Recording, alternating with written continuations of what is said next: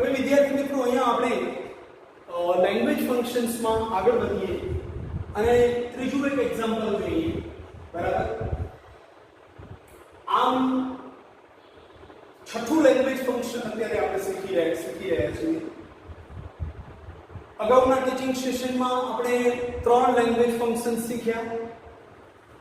આજના ટીચિંગ સેશનમાં આપણે આ ત્રીજું લેંગ્વેજ ફંક્શન, ઓવરઓલ છઠ્ઠું language function we are learning now. ત્રીજું સેન્ટેન્સ એક્ઝામ્પલ એવું છે વિદ્યાર્થી મિત્રો, સાયલેન્સ ઇઝ ઓલવેઝ અધૂરું વાક્ય જે છે, બરાબર, એને આપણે પૂર્ણ કરવાનું છે, યા અધૂરી સેન્સ જે છે એને કમ્પ્લીટ સેન્સમાં આપણે લખવાની છે.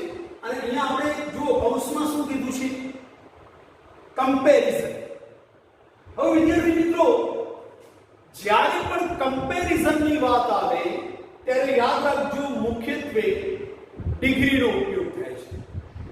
અને ડિગ્રી તમે ધોરણ 10માં, જો કે 9માંથી આવી જાય છે, તમે 9 અને 10માં યાદ કરો, તમે 3 પ્રકારની ડિગ્રી શીખ્યા છો: પોઝિટિવ ડિગ્રી, કમ્પેરેટિવ ડિગ્રી અને સુપરલેટિવ ડિગ્રી. બરાબર,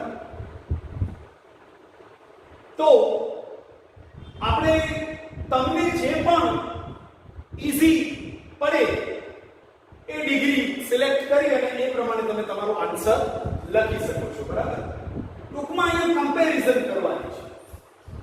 ઘણા બધા વિદ્યાર્થીઓ એમ સમજતા હોય છે કે કમ્પેરિઝન એટલે કમ્પેરેટિવ ડિગ્રી નહીં. કમ્પેરિઝન મીન્સ તમે કોઈ પણ ડિગ્રીને એપ્લાય કરી શકો. You may apply positive degree, you may apply comparative degree, or you may apply superlative degree. It depends on your choice. બરાબર, જોઈએ આપણે ત્રણેય રીતે પ્રયત્ન કરીએ. બરાબર, silence is always, શાંતિ હંમેશા, તો એક કહેવત છે જેમાં કમ્પેરેટિવ ડિગ્રીનો ઉપયોગ છે, એટલે એ કહેવત હું સીધી લખી નાખું છું. Silence is always, આટલું લખી, better than words. શબ્દો કરતા શાંતિ હંમેશા વધારે સારી હોય છે. તો અહીંયા કમ્પેરેટિવ ડિગ્રી છે. તમે કહેશો સર કઈ રીતે સાબિત કરીને આપો? તો અહીંયા ગુડનું યા વેલનું જે કમ્પેરેટિવ ફોર્મ કહીએ એ બેટર આપેલું છે, અને એના પછી તુરંત ધેન આપેલું છે, જે હંમેશા કમ્પેરેટિવ ડિગ્રીની ઓળખ છે. બરાબર, જ્યારે અહીંયા ER યા મોર અને એની સાથે ધેન લાગેલું હોય એટલે એ હંમેશા કમ્પેરેટિવ ડિગ્રી હોય. ધેનના સ્પેલિંગમાં વિદ્યાર્થી મિત્રો યાદ રાખજો, ઘણા વિદ્યાર્થીઓ અહીંયા THEN એવું લખી અને જવાબને ખોટું સાબિત કરે છે. ધેન અહીંયા છે THAN. ત્યાર પછી મેં સુપરલેટિવ ડિગ્રીમાં જુઓ આન્સર લખવાનો પ્રયત્ન કર્યો છે, અને એ પણ એકદમ ઈઝી વેમાં તમે સમજી શકો એ રીતે. Silence is always the best weapon. શાંતિ એ હંમેશા શ્રેષ્ઠમાં શ્રેષ્ઠ હથિયાર છે. તો અહીંયા સુપરલેટિવ ડિગ્રી કઈ રીતે સર? બરાબર, તો એની સાબિતી એ છે કે અહીંયા ધ આપેલું છે, અને આર્ટિકલ ધ ની સાથે ગુડ કે વેલ નું સુપરલેટિવ ડિગ્રીનું form good, better, best, well, better, best, અહીંયા બેસ્ટ. બરાબર, એટલા માટે એ સુપરલેટિવ ડિગ્રી થઈ. હજુ એ જો એક સુપરલેટિવ ડિગ્રીનું વાક્ય બીજી રીતે બનાવવું હોય તો જો હું વર્બલી બોલું છું ઓરલી, બરાબર, પણ એ મે બી તમને થોડું ટફ પડે એટલા માટે મેં નથી લખ્યું એ. પણ તમારામાંથી જે કોઈ કેલિબર વાળા સ્ટુડન્ટ્સ હોય અને જેનું grammar solid, sound and solid હોય અને લેંગ્વેજ પરની પકડ બહુ ફ્લુઅન્ટ હોય, those students can also write superlative degree in this way. Listen, silence is always one of the best weapons. One of the best weapons. જો one of the best બોલ્યો એટલે weapons આવે, પણ અહીંયા જો તમે આટલું લખ્યું ધ બેસ્ટ તો વેપન સિંગ્યુલર, પણ જો વન ઓફ ધ બેસ્ટ લખો છો તો પ્લુરલ વેપન્સ. ત્યાર પછી મેં પોઝિટિવ ડિગ્રીમાં પણ એ આન્સર લખ્યો છે. સાયલેન્સ ઇઝ ઓલવેઝ, હવે કેવી રીતે લખશું આપણે? બરાબર,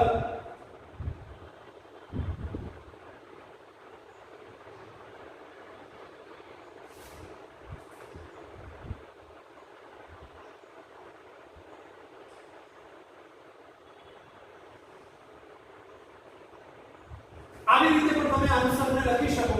બરાબર, a very few weapons are as effective as, yeah, so effective as silence always. બરાબર, once again I repeat the answer. Positive ડિગ્રીમાં તમે વેરી ફ્યુ થી પણ બનાવી શકો. બરાબર, વેરી ફ્યુ એના પછી બહુવચનનું તમારે રૂપ લેવું પડે. બરાબર, પ્લુરલ નાઉન લેવું પડે. Very few weapons. હવે વિદ્યાર્થી મિત્રો, જ્યાં તમે વેરી ફ્યુ પછી પ્લુરલ નાઉન લો છો વેપન્સ, તો તમારે વર્બ જે છે એ પણ પ્લુરલમાં ઉપયોગ થાય. આ પછી as effective as અથવા so effective as silence, આ થયું પોઝિટિવ ડિગ્રી. હજુ તમને પોઝિટિવ ડિગ્રી જ બીજી રીતે સૂચવવી હોય યા લખવું હોય તો આ રીતે પણ આન્સર લખી શકાય.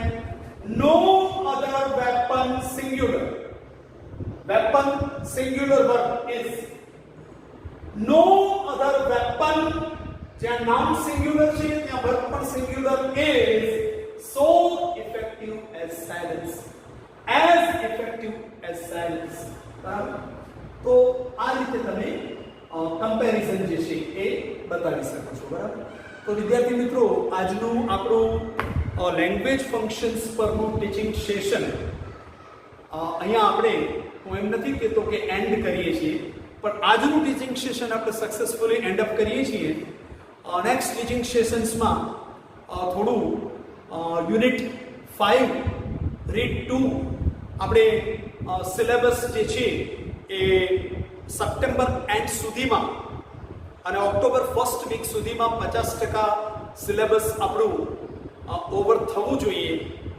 બરાબર, કમ્પ્લીટ થવું જોઈએ એઝ પર ધ નોર્મ્સ.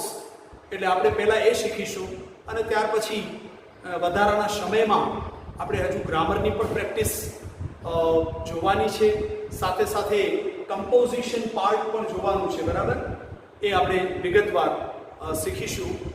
પરંતુ અત્યારની જે પરિસ્થિતિ છે વિદ્યાર્થી મિત્રો, we are trying our best efforts to teach you through information technology, but